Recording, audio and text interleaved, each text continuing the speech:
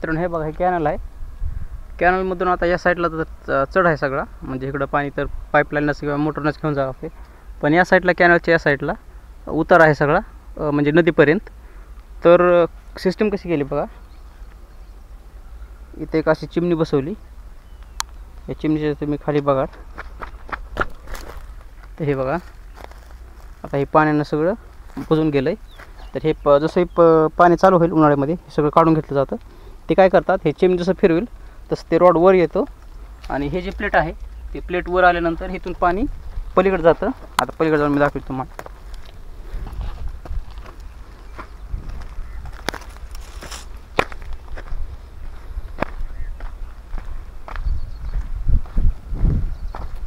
हे बघा हे असंच पाणी, असंच ज्याला पाहिजे तसं पाणी त्याने त्या पाटानं पाणी घ्यायचं. हे पाणी सगळं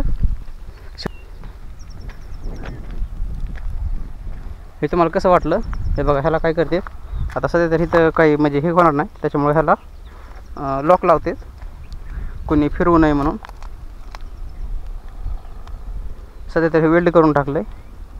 हे बघा इथे वेल्डिंगचा नट टाकला एक, कोणी ह्याला फिरवू नये म्हणून. हे पुन्हा कापतात आणि हे जसं फिरवलं तसं ते वरती येतं आणि पाणी ह्या पाटानं निघून जाते.